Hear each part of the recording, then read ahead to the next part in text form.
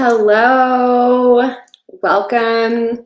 My name is Jody Barber, and I am deeply, deeply passionate about empowering women to take their lives back, not only through holistic health solutions, but also purpose driven entrepreneurship. And again, like I say all the time in these live videos, if you've been around here for even a second, that's pretty apparent. A lot of what I love to use my social media platforms for is education around holistic health and also education around purpose driven entrepreneurship, specific to women who have felt overwhelmed or who have felt stuck or who have felt without options. So if you are a woman that feels that way, and if you are someone who is looking for solutions in any of those categories that I mentioned, welcome. I'm so glad you're here.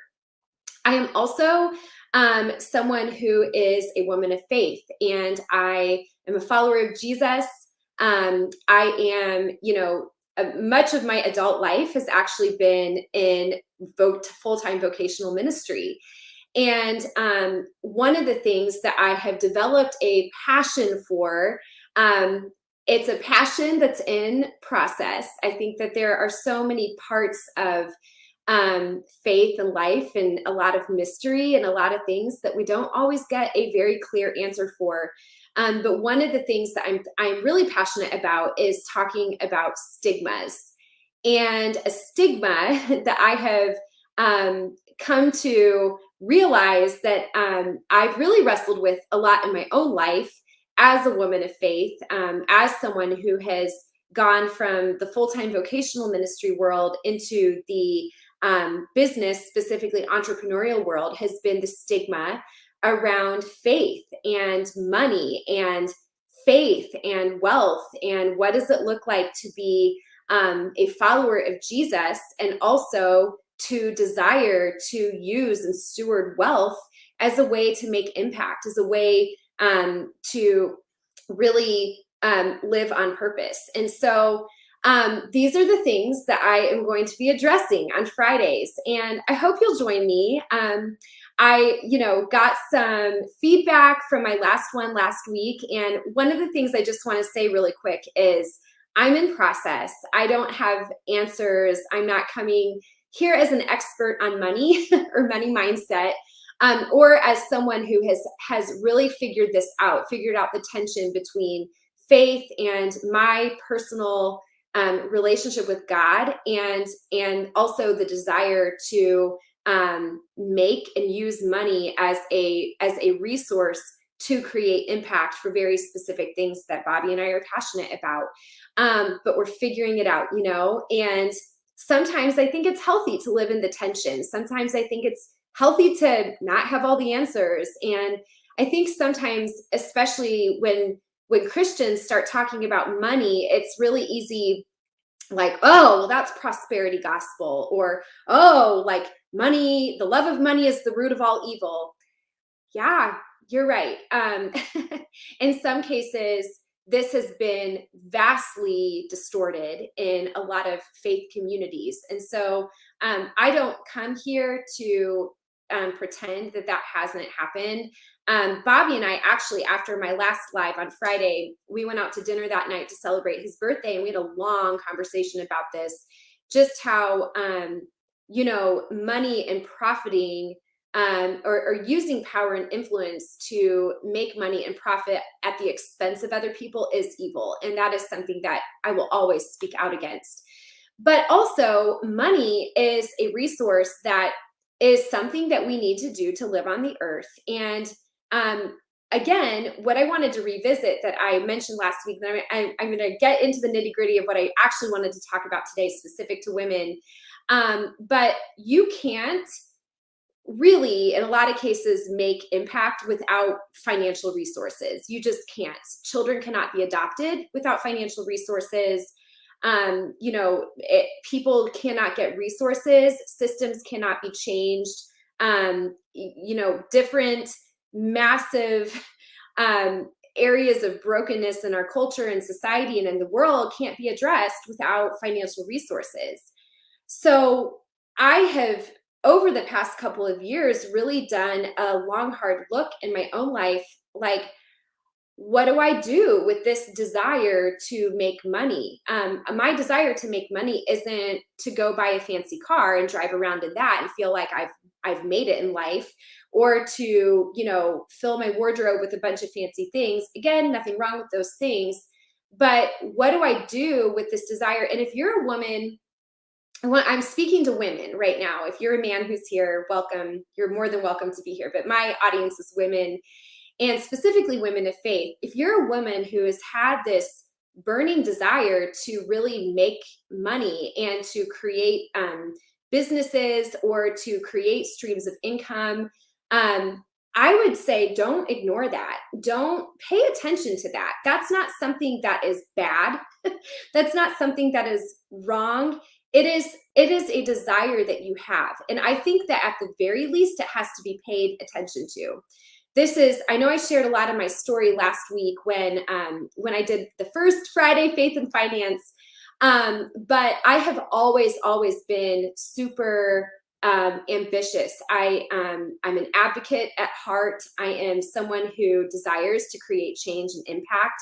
And I think a lot of that was the reason why I stepped so quickly as an adult into full-time vocational ministry, because that is like, the amount of impact that you are able to have on people's lives, like front row seat right there. It's a lot of the reason why Bobby and I have even followed the call into church ministry and into planting churches in Indianapolis. But I do think that there is a part of this where I'm like, but when I think back to myself at age 35 and how stuck I felt, and how hopeless, honestly, I felt not being able to keep our family's heads above water financially, there was no thought back then of influence or impact. The only thought that was happening back then is, how are we going to pay our bills? And I do think it is a holy and amazing calling to simply provide for your family. But during that time of feeling so stuck, there was no activation of any sort of dreaming in my life for or even vision for our family of how, like, okay, here are our lives. How do you want to use this, God? How do you want to use this in the lives of others? We can barely put food on our own table. How do we even buy a meal for someone who's in need? How do we, create this? And you can't create resources out of thin air. You have to be able to figure out how to develop and create them. And so that season of my life of feeling very stuck without a lot of options was what pushed me into entrepreneurship. This is not something that had ever actually crossed my mind before, even with ambition, even with just my own desire to create impact, to make impact, to create change in our world, to help bring change and transformation into people's lives. Going and starting a business had never even crossed my mind. I'm not creative at all. I've never been able to make a craft successfully or create like a product to sell to people. I love to speak. I do love writing, but I was like, what does this look like? And so for me at that time, this industry of network marketing and stepping into this was the first thing that I had ever really considered. And stepping through this door has now opened up this whole wide, big world of other doors to me that I did not even know existed. And I've been so excited about this because I feel like if I didn't know that at 35, there's so many other women out there like me that feel stuck, that don't even know what their options are. And so a lot of my heart behind this too is just to bring awareness to what's available out there. And awareness, it's not for everybody. Entrepreneurship sure isn't for everybody. It's a hard road, but the freedom and opportunities that it brings is really, really, really incredible. Okay, so I read this statistic, which I thought was really interesting, and it kind of goes hand in hand with what I wanted to briefly talk about and address today with the stigma around, women of faith and money and developing wealth and developing streams of income. But anyway, according to the US Bureau, okay, I'm gonna read the outdated statistic, but I'm gonna read the more up-to-date statistic. And I haven't gotten a most recent statistic, so bear with me in this. I'm sure things have changed, especially in light of our world the past couple of years. But according to the US Bureau of Labor Statistics, only 1 in 4 Americans engaged in volunteer work between late 2007 and 2008. Again, could be for a variety of reasons. However, in that number of people who engaged in volunteer work, women outnumbered men in that regard by almost 30%. Now, obviously, in general, in there women in this is a huge generalization, but women typically, if you're in a stable income family and you have the ability to stay, and one parent has the ability to stay home, it is oftentimes the woman. I'm not saying that that's the right way to do things. I'm just saying like that's in general. And so obviously, I just want to acknowledge that this statistic could just simply reflect that because, you know, um, if somebody has to go make money, and if it's the husband, okay. So anyway, but this really got me here. Okay, on top of that, women across nearly every income level. Okay, so this isn't just wealthy women or women over a certain threshold of income. On top of that, women across nearly every income level give significantly more to charity than men, nearly twice as much in some cases. Okay, now I'm going to read you the updated statistic here just to make sure that I'm being accurate. Okay, this is from 2014, so this is like 7 years later. So the statistics didn't change a whole lot. 62 million Americans engaged in volunteer work at least once between September 2014 and September 2015. And women outnumbered men in that regard. Nearly 28% of women volunteered, while only 21.8% of men volunteered. Obviously, the whole like who's at work, who has more margin or flexibility, whatever. But I think what this is significant and has kind of shown me, and why I have just really focused in on this specific niche, is that when you get women more time and more money, they're statistically more likely to go out and create more impact. Okay, I think like the whole lesson, the whole thing behind this is that when you get more money and more time into the hands of women, more flexible time, not time where they're sitting on the couch eating potato chips, but where they have the ability to really like think about and develop the dreams of their heart, the areas where they're passionate about, where they want to make impact. When you get more time and more money into the hands of women, you are going to see more impact. This literally boils down to the thing that I am so deeply passionate about. Next week, I'm actually going to talk about the Proverbs 31 woman, which I know as a pastor's wife, I'm not supposed to say this, but I despised her existence for years and years and years and years and years and years, because I would read Proverbs 31 and it just felt like one big fat condemnation, honestly. When I'd read it, I'm like, I can't be all the things to all the people and do all the things. But I actually heard an incredible breakdown of the Proverbs 31 woman this summer, or actually, no, I'm sorry, not this summer. It was last month when I was part of this amazing money, faith, and business conference put on by Jennifer Allwood. She's incredible. You should look her up on social media. She's the space that she's created to have these conversations for women in business, specifically women entrepreneurs, is just amazing. And so I'm going to dive into that more next week. So come back for more next week. But I think the thing I wanted to say is this. There are a lot of people that have these visions and passions and dreams that they want to use that need to be activated in order for them to go out and then make impact. first in their home, then in their neighborhood, then in their schools, then in their community, in their churches, in their places of 9 to 5 work.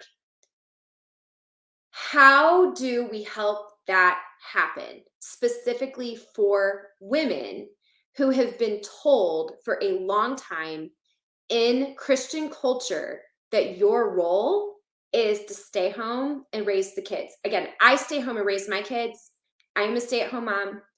I do not, that is a beautiful, beautiful, beautiful thing. However, it is not the only way. It's not.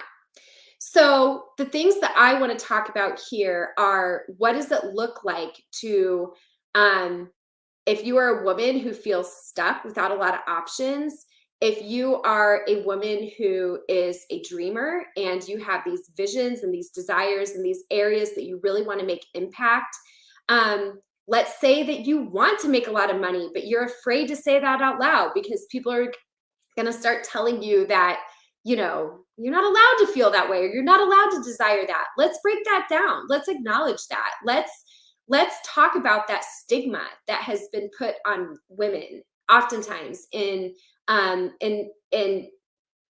cultural Christian communities. And then what does it look like to move forward? What is abundance? What is flourishing? What do those mean? What does God have to say about that? What are the things that he promises? What are the things that he doesn't promise? What does it look like to step into your calling? What does it look like to step into the things that you have just kind of rolling around, but you don't really know what to do with? Those are the types of questions I want to address. I also want to acknowledge, again, that many things I could be talking about are triggering for people, and that's okay. I'm always open to conversations. The thing I'm not open for is people not considering a different perspective. And I think that all of us, especially over the past 2 years, need to grow in that. And I'll be the first to admit it myself. So anyway, today my whole goal was just to kind of point out the significance of when you get more time and more money into the hands of women in general. This is where we're going to see a lot of impact and change made. And I'm here for it. This is what I have literally dedicated my life to. These are the things that I am so passionate about. These are the things that I'm trying to model for my kids. And I want to invite you into this journey with me as I process through this and try to make sense of this the best that I can with the limitations that I have. Thank you for joining me today. If this is something that you, that you have really thought a lot about, the stigma between money and being someone like a person of faith, and what do you do with that? What do you do with these desires? What do you do with ambition? What does abundance look like? What does it look like to live a life of flourishing? Even, does that include money? Does that not include money? I don't know. So as we have this conversation, I would love to know, one, if this resonates with you. You don't have to type it in the comments. You're more than welcome to reach out to me personally. Let's just have a conversation, and then get ready, because next week I'm going to come back here and talk about that amazing but also sometimes dreaded Proverbs 31 woman.